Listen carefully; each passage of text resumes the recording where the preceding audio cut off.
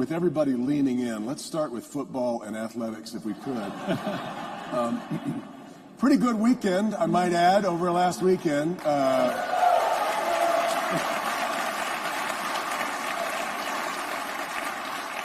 And, you know, in a vacuum, it's you've beaten Ohio State 3 times in a row, back very much in line to head back to the college football playoffs, an undefeated season. It looks great. However, you know, your coach has been suspended for more games than he's actually been able to attend this year. And there's a reputation issue now where pretty much everywhere U of M goes, there's going to be jokes about signs and cheating. And I'm really curious as to how you feel about where the program is right now, given this sort of a little bit of this and a little bit of that. Well, you know, it's true that he has been on the sideline for 6 games, but we won all 6 of those games. And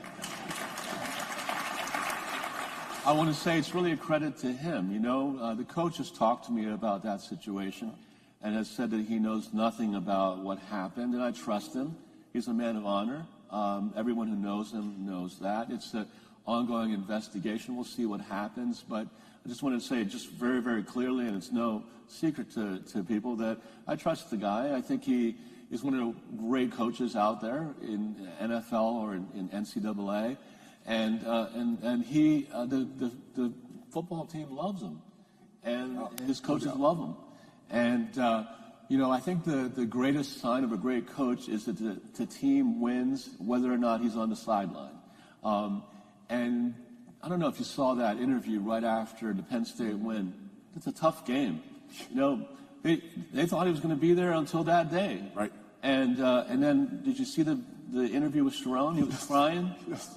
Yes. He said, "I love you, Coach. I love you, Coach." And then he's listening to JJ in the Ohio State game. He said, "I love you, Coach. We miss you." That means something. That speaks volumes as to the kind of coach he is. And the coach told me that, you know, if you coach a team well, it'll coach itself. And boy, did it ever do that. And he also said every single play that Sharon called would have been the same, you know, plays that he would have called. So that's a tribute to the guy. So we'll just wait and see how this whole thing goes.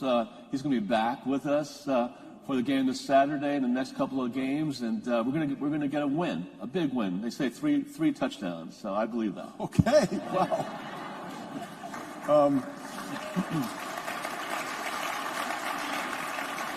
But I don't think you take any of the. I don't assume you don't take any of this lightly. Yes, it seems we're done with the Big Ten portion of this. We don't know what the NCAA is going to do. Your first meeting with the Board of Regents last year, you called for the creation of an Integrity and Ethics Commission. So I don't imagine. I mean, clearly there was something untoward going on here. Have you gotten to the bottom? Do you think you understand what Connor Stalions was about and who put him up to it? I've never met the guy. Apparently he was in a room that I was in. I don't know him. I haven't gotten to the bottom of it because these sorts of investigations, you have to be at arm's length, and so their NCAA is actually involved in that. Sure. Yeah. So we'll let it take its course.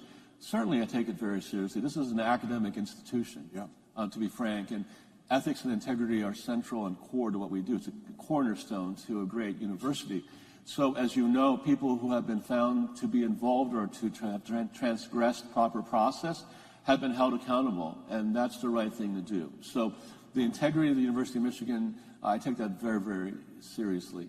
At my very first meeting, you're absolutely right, in Flint, I talked about the establishment of this office, and we've gotten, I think, the best person in the nation to lead our independent ethics integrity office, compliance office. She's coming from the state of Illinois.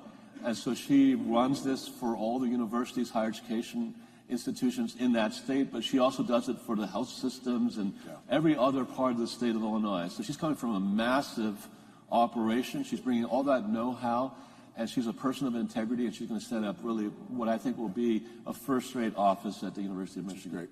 Are you confident Jim Harbaugh is going to be your coach next year?